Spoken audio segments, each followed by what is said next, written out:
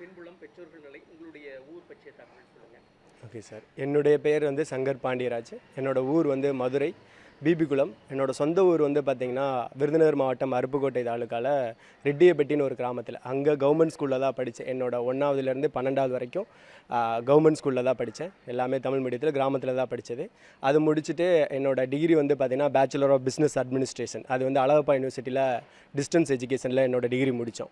So அது முடிச்சுட்டு இந்த ப்ரிப்பரேஷன் 2016 வந்தோம். இன்னொன்று எங்கள் அப்பா அம்மா பற்றி சொல்லணும் அப்படின்னா, அவங்க 2 பேருமே டெய்லர் தான். ஸோ 2 பேருமே டெய்லராக இருந்து என்னை படிக்க வைக்கணும் அப்படின்றதுல அவங்க குறியாக இருந்தாங்க. ஸோ அதுக்கப்புறம் நான் சென்னைக்கு வந்தேன்.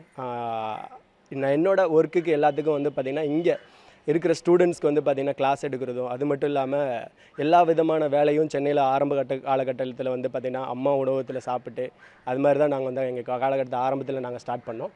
அதுக்கப்புறம் இந்த உதவிகள் கிடைக்கும்போது 7 வருஷமாக ரொம்ப கஷ்டப்பட்டு தான் படித்தோம். ஒரு 8 வருஷம் நாங்கள் வந்து பார்த்திங்கன்னா 8 மாதம், ஒரு வருஷத்தில் 8 மாதம் வேலை பார்ப்போம். 4 மாதம் தான் எங்களால் படிக்க முடிஞ்சுது. ஸோ அது ரொம்ப கஷ்டமான சுச்சுவேஷன். அதே நேரத்தில் தமிழ் வழியில் படிக்கிறதுனால தகுந்த ஒரு சரியான ஒரு வழிகாட்டுதல் வந்து மிக குறைவாக இருக்கிறது. ஏன்னா எங்களால் வேறு மாநிலத்துக்கு போய் படிக்க முடியாது. தமிழ் வழி மாணவர்கள் ரொம்ப குறைவான மாணவர்கள்ன்றதுனால ஸோ படிக்கிறதுக்கு உதவிகள் ரொம்ப கம்மியாக கிடச்சிது. ஸோ இந்த சுச்சுவேஷனில் நாங்கள் வந்து படித்து எங்களால் கிளியர் பண்ணுறது கொஞ்சம் கஷ்டமாக இருந்துச்சு. அதுக்கப்புறம் வந்து பார்த்திங்கன்னா நான் முதல்வன் திட்டத்தில் வந்து மாதம் 7500 கொடுத்தாங்க. ஸோ அதுவும் எனக்கு ஒரு உதவியாக இருந்ததுனால என்னால் வேகமாக வந்து இந்த எக்ஸாமை இந்த இயர் கொடுத்ததும், அதுவும் இல்லாமல் மெயின்ஸ் முதன்மை தேர்வில் வந்து பார்த்திங்கன்னா all India civil service coaching சென்டரில் வந்து பார்த்திங்கன்னா எனக்கு ட்ரைனிங் கொடுத்தாங்க. முதன்மை தேர்வுக்கு அரசாங்கம், நம்ம தமிழ்நாடு அரசாங்கம் கொடுத்ததுனால அது ரொம்ப உந்துதலாக இருந்துச்சு இந்த எக்ஸாம் கிளியர் பண்ணுறதுக்கு சார்.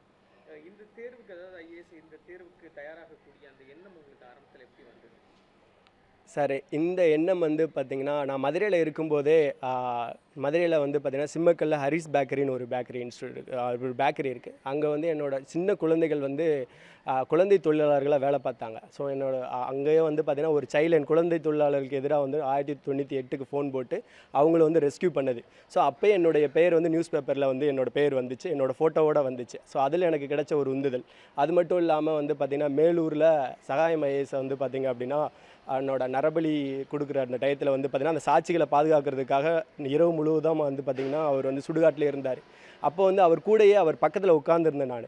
ஸோ அப்போ அவர் வந்து பார்த்திங்கன்னா ஐஏஎஸ்ன்றது எவ்வளோ முக்கியமான ஒரு பதவி, அது வந்து எப்படி அடையணும் அப்படின்ற ஒரு உந்துதல் அப்போ எனக்கு கொடுத்தார்.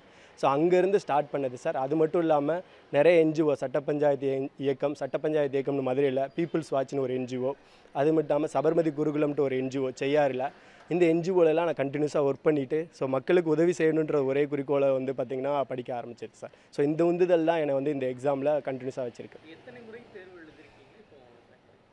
இந்த தேர்வு வந்து பார்த்திங்கன்னா என்னோட இது 8வது ப்ரிலிம்ஸு, 3வது மெயின்ஸு, ஃபஸ்ட்டு இன்டர்வியூ சார். இது என்னோடய ஃபஸ்ட்டு இன்டர்வியூ தான் இப்போ கிளியர் பண்ணியிருக்கேன். குரூப் 1 மெயின்ஸ் வந்து பார்த்திங்கன்னா டிஎன்பிசி குரூப் 1 மெயின்ஸ் 3 தடவை எழுதியிருக்கேன். ஸோ அதுக்கப்புறம் டிஎன்பிசி குரூப் 2 கிளியர் பண்ணி இப்போ சர்வீஸில் இருக்கேன். தமிழ்நாடு பள்ளி கல்வித்துறையில் இருக்கேன் சார். வரக்கூடிய நேரத்தில் மீண்டும் இந்த தேர்வு எழுதுறதுக்கான ஒரு இருக்கா அடுத்த முறை?